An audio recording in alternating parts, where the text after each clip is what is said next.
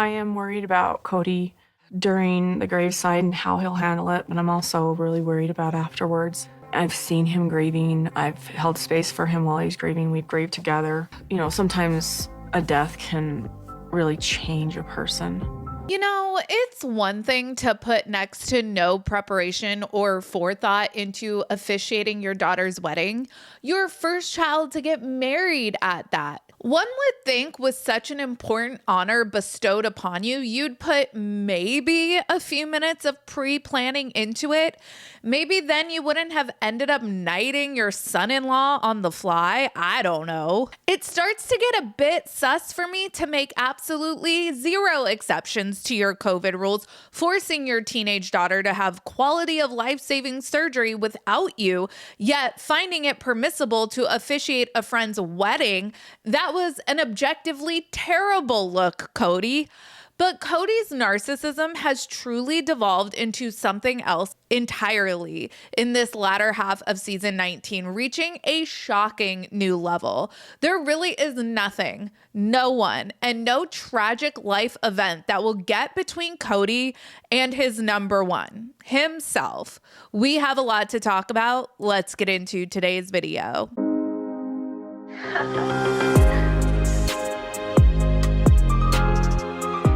Hey everyone, what's up? It's Sarah and welcome back to my channel. This latter half of season 19, these last 5 episodes after we took that mid-season break, have shown Cody displaying a shocking level of narcissism. A level of narcissism that proves to me that Cody has really lost touch with reality. First, there was Auroras Baptism, and that kind of sandwiched the mid-season break. In episode 20, we see Aurora nervously approach Cody and Robin about wanting to get baptized into a non-denominational Christian church. And the scene seemed to carry a lot of emotion for everyone involved in the conversation. When she said that, I was stunned. I was stunned. I was like, really? Okay, so I can help baptize you? I mean, they're not checking for my authority, or they're asking me, you know, who ordained you or anything like that. Is he okay with that? Yes. Thank you. That wasn't unexpected. I better give your mom a hug, too. Yeah. Thank you, guys. I was so nervous. You were nervous? Yeah. Feels to me like the right thing for her. She's following her life path, her beliefs, and I support that. To add some much needed context to this clip, Aurora was baptized sometime around April or May 2024. It was published on her church's social media in May of that year. This was really soon after Garrison passed away. I got the feeling watching Aurora approaching Cody specifically about baptizing her was a way of extending an invitation to bring Cody closer to God in a time of profound grief. I thought that that was a very sweet and benevolent gesture by Aurora. She was looking out for her dad and providing him, hopefully, a healthy coping mechanism. But Cody cannot resist making a momentous occasion in someone's life all about himself. You know, baptisms in our church, there's a specific, they call it the baptism font.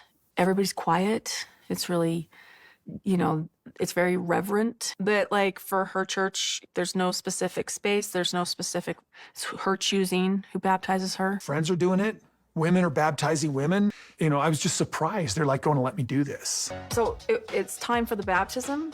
We're doing it in a watering trough for livestock. There's like music playing and everybody's excited. But the band is playing the whole time. This wasn't some kind of phony baloney. This was just deep enthusiasm, rich enthusiasm. She gets into this tub and like Cody talks in her ear. I just whispered the baptismal prayer in her ear. I very respectfully threw back to my beliefs. I wanted to feel that I was covering the ground for what I believe and for what Aurora and her congregation believe. She didn't have to do a lot but plug her nose and say amen.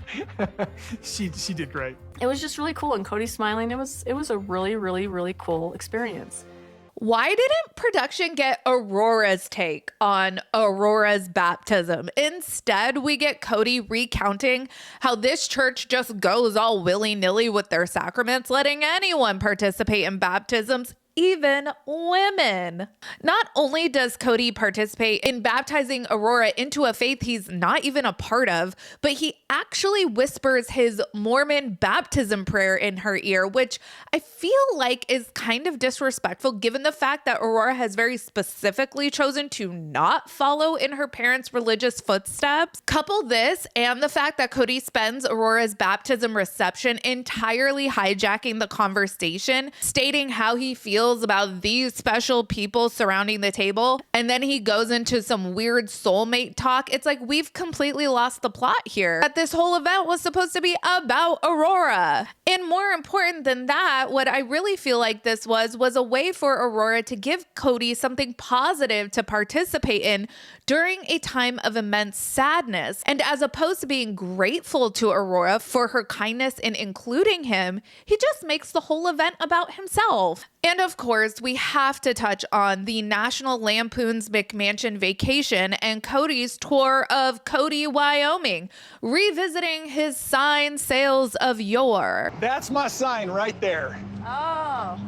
We're not seeing the neon flash. That sign was made out of angle iron framing. So an angle iron is a piece of metal that's bent in half. I like bragging to my kids, hey, look what I was part of. Side L's, horse, saddlery, horse. I didn't design it. I just sold these. I'm kind of the chump just in the middle. And then there's a neon band, and they make essentially this box. And then inside are all kinds of guts. They use a gorgeous sign. This was maybe because it just oozes class. Just beautiful. I did sales for Verizon once upon a time, and I am just chuckling to myself the thought of visiting former customers bragging to my kids about a phone I once sold them. The editing of this scene was a 10 out of 10. They really captured how oblivious Cody was to his family's utter boredom as he drones on and on about shit he doesn't even know about. He didn't make these signs, he just sold them. Imagine me taking that much pride in an iPhone. Oh man, this software update? Yeah, I was the one who suggested the thumbs up emoji. Actually, quick side tangent, my husband did submit a request for a sad poop emoji years ago, and it still has not come to fruition, but if it ever does, you can thank Matt J. House for that. But back to the point. You would think, being that the whole point of bringing Garrison back to Wyoming is because this place meant something to him, you might visit places that reminded you of Garrison. We actually see Janelle and Savannah do just that when they visit the Humane Society. Even though it's not in Wyoming, they visit a place that meant something to Garrison in a way to honor him and feel close to his memory.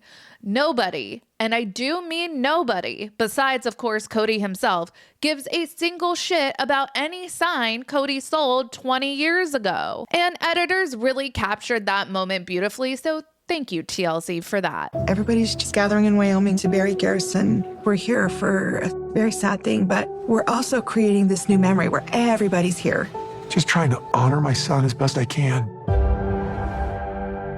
Cody's narcissism really reaches an abhorrent, horrific level in tonight's upcoming episode when we are told we will actually see him digging a grave for his estranged son's ashes. IMDb has an episode description for tonight's episode, which states, the upcoming episode of Sister Wives, titled He Heals the Brokenhearted, promises to be an emotional and poignant installment set to air on Sunday, May 18th, 2025 at 10 p.m. on TLC.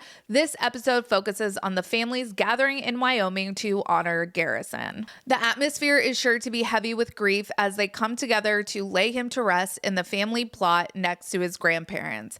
In this heartfelt episode, Cody takes on the difficult task of digging a grave for his son's ashes. This moment highlights the depth of his sorrow and the love he has for his family. The scene is expected to be a powerful representation of loss and the bond that holds the family together during such trying times. As the family says their goodbyes, viewers can anticipate an intimate look at their shared memories and the love that continues even in the face of tragedy. This episode description is definitely giving Kody wrote this episode description himself. This moment highlights the depth of his sorrow and the love that he has for his family.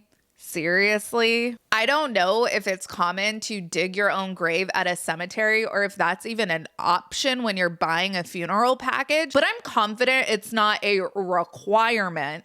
I'm positive this cemetery has people who will do that so that, you know, it's done properly and professionally, and so the family can focus on grieving. Instead, Kody is making this a spectacle all about himself, forcing his children and his ex-wives who harbor very complicated feelings towards him watch as he digs a grave for their beloved son and brother. This is in serious poor taste, in my opinion. Like I said in my last video, I'm not a violent person, but there are so many instances of Kody's bizarre behavior during this process of mourning Garrison that has actually interfered with his other family members being able to mourn Garrison in peace, that I wouldn't blame a Hunter or a Logan if Kody were to catch hands. I'm just saying. Tonight is the season finale of season 19. This was a tragic season, and what compounds this tragedy is the fact that Kody is just as lost as ever when it comes to being a functional parent, husband, and ex-husband. He's too self-absorbed, too narcissistic, and I fear we will just continue to see him spiral further in future seasons. As always, let me know your thoughts down in the comments. Make sure you like this video and subscribe to my channel. Check out my second channel, Sarah Spills, and my podcast, Mostly Harmless. Links for both of those will be in the description of this video. Follow me on Instagram, Threads, X, and TikTok at Reality Squad, and I will catch you guys in the next video. Take care. Have a good one. Much love.